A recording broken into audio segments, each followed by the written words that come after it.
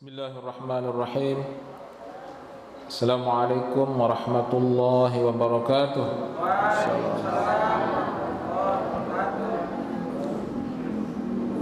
Alhamdulillahi rabbil alamin. Wassalatu wassalamu ala ashrafil anbiya'i wal mursalin Sayyidina Muhammadin wa ala alihi wa sahbihi ajma'in. Allahumma salli ala Sayyidina Muhammadin fil awwalin wa salli ala Sayyidina Muhammadin fil akhirin. Salli ala Sayyidina Muhammadin fi kulli waqtin wa hin. Salli ala Sayyidina Muhammadin fil mala'il a'la ila yaumiddin. Rabbi shrah li sadri wa yassir li amri wahlul 'uqdatam min lisani yafqahu qawli. Subhanaka la ilma lana illa ma 'allamtana innaka antal alimul hakim. Wala hawla wala quwwata illa billahil aliyyil azim. Amma ba'du. Yang sama-sama kita hormati pimpinan Pondok Pesantren Baitur Rahim dan para asatidzah, para tokoh agama, tokoh masyarakat yang hadir pada kesempatan yang mulia ini, di majelis yang sangat mulia ini, yaitu majelis ilmu. Mudah-mudahan kita semua mendapatkan keberkahan umur kita, amin, keberkahan rezeki kita, amin, amin. Dan mudah-mudahan juga kita semua dikaruniai keturunan yang soleh-solehah. Pada malam hari ini yang kita kerjakan adalah sesuatu yang mulia. Pertama tadi salat Isya berjamaah. Setelah itu salat qiyamul lail, salat sunat tarawih. Man qama ramadhana imanan wa ihtisaban wa ghufira lahu ma taqaddama min dzambi. Itu. Jadi tadi kita puasa, man shoma ramadhana. Jadi begitu juga imanan wa ihtisaban wa ghufira lahu ma taqaddama. Siangnya kita puasa. Kalau kita puasa benar-benar niat kita karena dorongan iman dan ihtisaban, artinya mengharap ridhonya Allah, maka dosa kita yang kemarin diampuni. Dosa yang setahun kemarin diampuni. Malam juga begitu, kalau kita isi dengan qiyamul lail, salat malam, salat tarawih, salat witir, nanti malam lagi kita salat tahajud, ya. Kita salat ya, kita baca Quran dengan niat, dengan dorongan iman, bukan karena terpaksa dan dipaksa, ya, gitu kan? Jadi ya, kalau terpaksa itu kan berat. Namanya terpaksa, ibadah dalam keadaan terpaksa itu berat.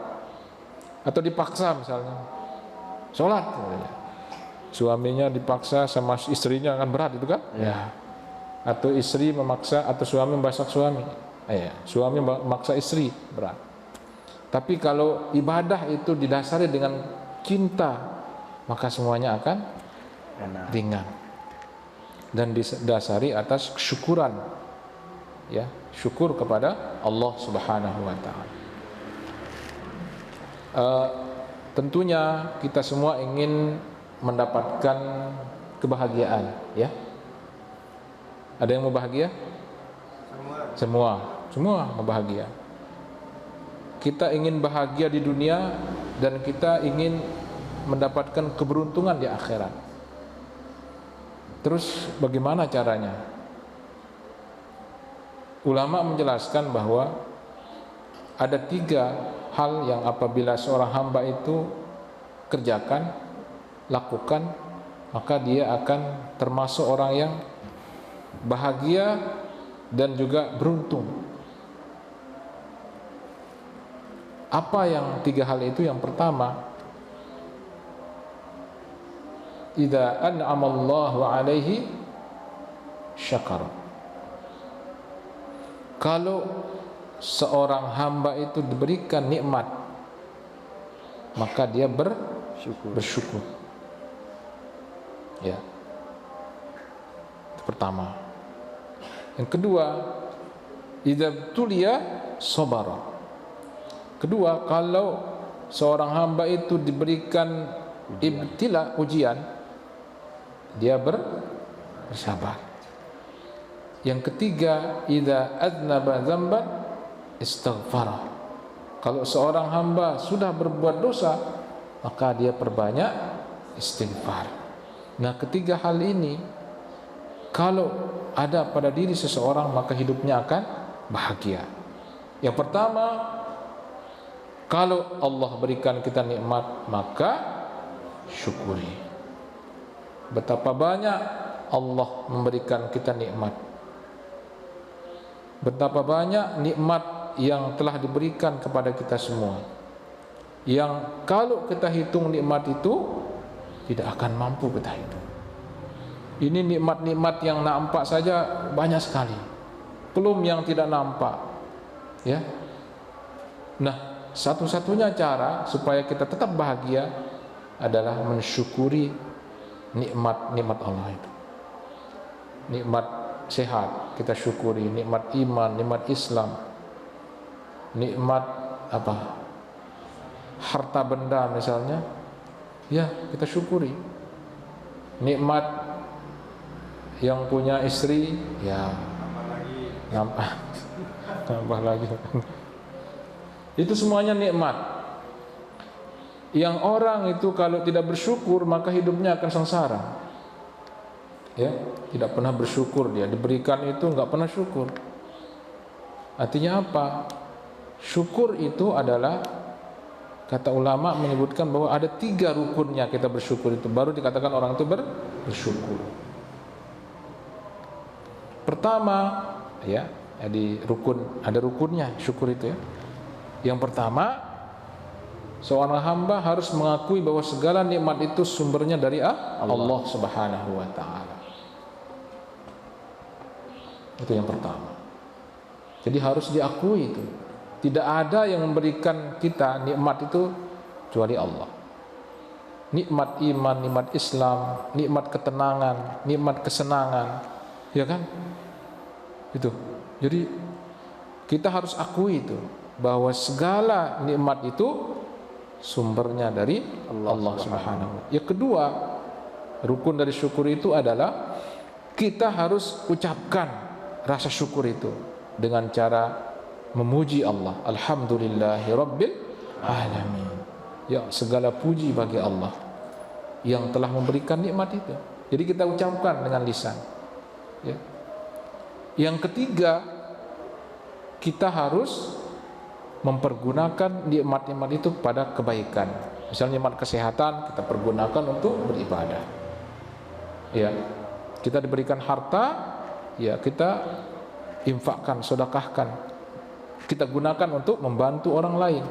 Nah, itu baru dikatakan bersyukur orang itu, kalau dia sudah, jadi rukunnya sudah 3.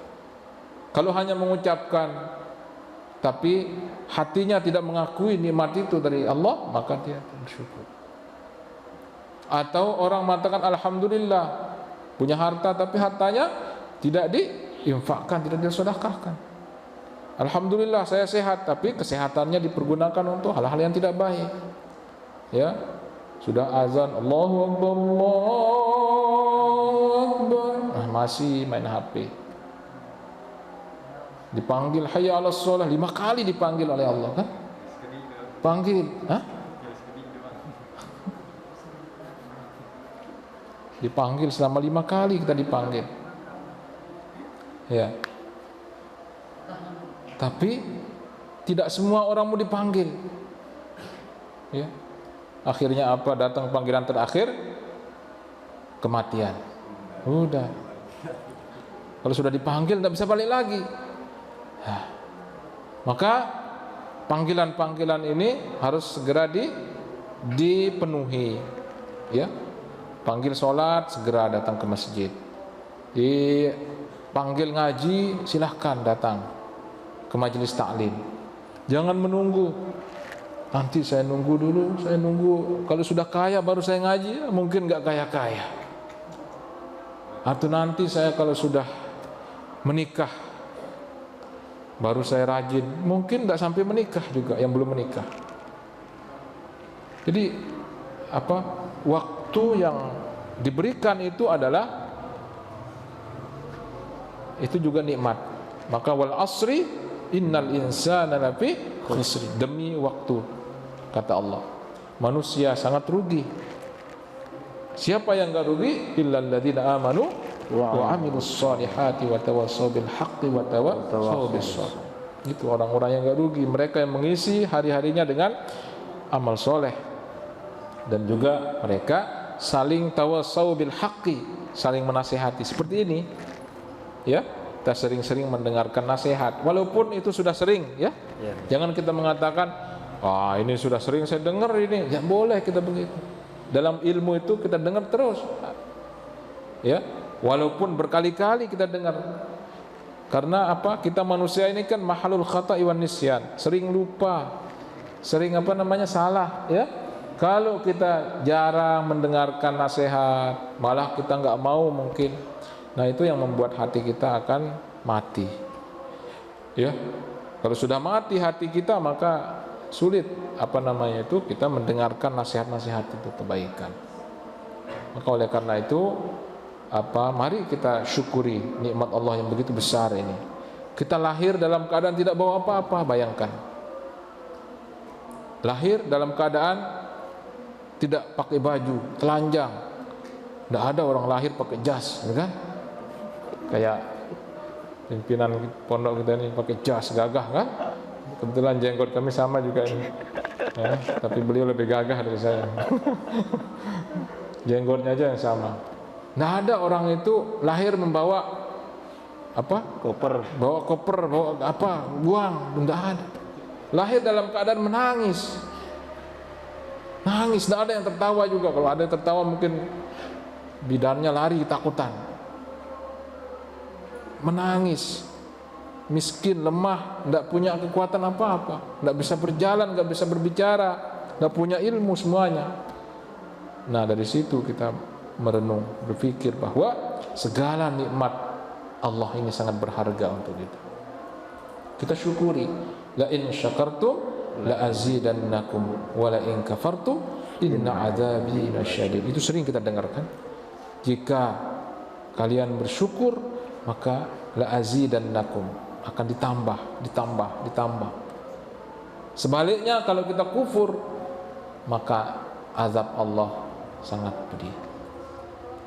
Rasulullah adalah orang yang paling bersyukur ya. Suatu malam beliau bangun, lalu beliau berwudu dengan wudu yang sempurna ya. Wudu sempurna maksudnya dengan sunnah-sunnahnya gitu, sempurna wudunya. Setelah itu beliau sholat sunnah, tahajud. Beliau itu berdirinya lama gitu. Berdiri maksudnya sholatnya lama, berarti panjang yang dibaca. Setelah itu rukuknya juga lama. Nah itu kalau sholat sendiri ya. Kalau berjamaah jangan, imam lama gitu kan. Akhirnya pas salam udah nggak ada di belakangnya, udah pulang semua. Nah, kalau Rasulullah itu mengajarkan sholat sendiri di rumah panjang-panjang tidak apa-apa. Jadi beliau lama duduknya juga lama sampai berbekas katanya. Kata itu Sayyidah Aisyah bertanya kepada Rasulullah, Rasulullah kenapa engkau begini? Kan engkau sudah diampuni, engkau sudah jamin masuk surga. Apa kata Rasulullah? Afala akuna abdan syakura. Tidakkah saya bersyukur? Tidakkah saya bersyukur dengan semua itu? Maka atas kesyukuran saya itu saya begini. Tidak seberapa nikmat yang Allah berikan dibandingkan capek saya berdiri, sujud saya tidak seberapa. Bayangkan kalau kita ya berpikir, merenunglah apa nikmat kita diberikan oksigen ini kan gratis. Coba kita disuruh bayar oleh Allah satu kali hirup 100.000, mungkin tidak akan mampu kita kan. Kalau ada orang sesak itu, dia bayar oksigen itu mahal itu. Kita alhamdulillah gratis. Sinar matahari juga gratis. Tidak pernah kita disuruh bayar. Kalau ada sinar kita bisa melihat, ya, kalau siang hari. Begitu juga yang lain-lain, nikmat Allah begitu banyak yang makanya dalam Al-Quran itu disebutkan kalau kita hitung dia tidak akan mampu kita menghitungnya. Maka kita syukuri aja, ya. Jangan kita saya ini tidak punya mobil, tidak perlu punya mobil, kita sehat saja luar biasa. Nikmat sehat luar biasa kan? Tahu nikmatnya sehat, coba datang ke rumah sakit. Banyak orang di situ tidak bisa makan, tidak enak dia makan. Ya, kita alhamdulillah sehat ini, enak kita makan. Semuanya enak, ya kan? Orang sakit itu di rumah sakit, coba dibawakan makanan enak-enak, yang makan siapa? Orang yang jaga. Ya Allah, yang sakit ya begini aja. Dikasih makanan yang paling enak, tidak akan dimakan. Apa yang hilang? Nikmat sehat. Makanan yang enak menjadi pahit, ya.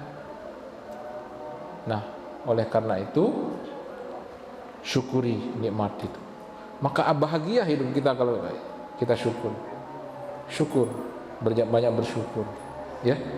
Kita syukuri, kita diberikan hidup nyaman, aman.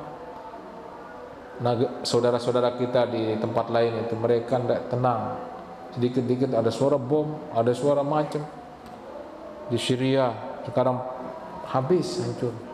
Mau sholat, mau belajar tidak bisa, karena apa? Perang. Nah, jadi kita syukuri kita sebagai di tempat kita ini. Itu yang pertama. Yang kedua, Allah akan menguji kita dalam hidup ini. Karena memang hidup kita diciptakan oleh Allah. Apa katanya? Alladzi khalaqal mauta wal hayata liyabluwakum ayyukum ahsanu amala. Jadi Allah menciptakan kita, ya. Allah yang menciptakan kematian dan kehidupan, liyabluwakum ayyukum ahsanu amala. Hidup kita ini diuji, ya. Maka yang paling berat ujiannya itu siapa? Asyaddul bala al-anbiya wal auliya. Para nabi dan para wali, orang-orang soleh, berat ujiannya. Nah, sama dengan syukur tadi. Kapan orang itu dikatakan sabar? Pertama, orang itu dikatakan sabar kalau dia terima apa yang diberikan oleh Allah. Itu pertama. Artinya dia, oh ya, ini ketentuan Allah. Kalau misalnya jatuh, oh qaddarallah, ya kan? Ya. Qaddarallah ma syaa, itu sudah ketentuan Allah. Itu yang pertama. Jadi kita harus meyakini bahwa itu ketentuan Allah. Yang kedua, tidak boleh ngeluh. Orang yang selalu ngeluh itu nggak bahagia hidupnya. Diberikan uang 100.000, kok cuma 100. Diberikan diberikan pokoknya nggak pernah puas dia.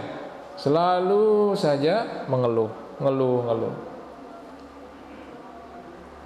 Istri misalnya ngeluh aja, suaminya miskin. Akhirnya dia berdoa, mudah-mudahan suami saya kaya. Takutnya nanti kalau suaminya kaya, nyari istri lagi kan? Bahaya itu. Jadi syukuri aja. Terus harus bersabar. Sabar menerima ujian dari Allah Subhanahu wa taala. Allah Subhanahu wa taala mengatakan dalam innallaha yuhibbul as-sabirin. Allah mencintai orang-orang yang sabar. Dan kita pasti akan diuji. Wala nabluwannakum bisyai'im minal khawf wal ju' wa naqsim minal amwal wal anfus was thamarat wa basyiris sabirin alladzina idza asabatuhum musibah qalu inna lillahi wa inna ilaihi raji'un. Jadi Allah akan menguji kita dengan kekurangan harta, buah-buahan, bahkan suatu saat keluarga kita diambil, ya, meninggal dunia anak kita, semuanya itu adalah ibtila. Jadi bala itu enggak semuanya enggak bagus, ya. Ada bala namanya bala intiqam. Bala intiqam itu diturunkan kepada orang-orang kafir itu. Kayak umat-umat yang terdahulu itu, umatnya Nabi Nuh, umatnya Nabi Lut, umatnya siapa? Ya Nabi Musa, yang mereka nggak mau beriman, akhirnya turun bala, azab lah gitu. Akhirnya itu ada namanya bala mahus sayyiat. Bala mahus sayyiat itu adalah mengurangi dosa gitu, menghapus dosa, untuk mengingatkan kepada kita. Itu diturunkan kepada orang-orang yang ya gemar berbuat maksiat gitu. Ada namanya bala raf'ud darajat, itu mengangkat derajat. Kalau kita rajin gitu, rajin ibadah, rajin sholat, rajin puasa, tiba-tiba sakit kita, diuji kita oleh Allah, diangkat derajat kita. Kalau kita lulus, maka Allah akan mengangkat derajat kita. Yang terakhir itu namanya bala mahabbah. Ini yang disebut oleh Nabi, idza ahabballahu 'abdan ibtalah. Jika Allah mencintai seorang hamba, maka dia diberikan ujian. Itu diberikan kepada para nabi itu ya. Karena cintanya Allah kepada mereka diberikan bala. Berat ujiannya para nabi ya. Nabi, apalagi nabi kita, Nabi Muhammad. Nah, yang terakhir itu adalah ya, ini kaitannya dengan bulan suci Ramadan juga. Perbanyak membaca istighfar. Setiap manusia, setiap kita, tidak ada yang tidak pernah berbuat dosa. Kullu bani Adam khata. Setiap manusia, kecuali nabi di situ tidak masuk. Setiap kita manusia ini pernah berbuat salah, pernah berbuat dosa. Ya, maka sebaik-baik orang yang berdosa adalah mereka yang bertaubat, banyak istighfar. Kata Rasulullah SAW, ya, orang yang sering mengucapkan istighfar, maka dia akan dipermudah urusannya. Ya, man lazimal istighfar ja'alahullahu min kulli hammin faraja. Ya, wa min kulli ya wa min kulli dhaikin makhraja wa razaqahu Allahu min haitsu la yahtasib.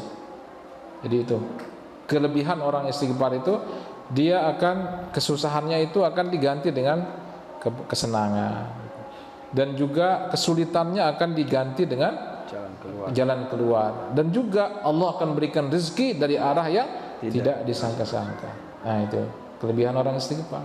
Makanya kita banyak istighfar. Rasulullah SAW itu beristighfar setiap hari, pada beliau nggak punya dosa, 70 kali, atau bahkan dalam riwayat lain 100 kali. Kita yang banyak dosa tidak pernah istighfar. Istighfarnya sekali, 2 kali.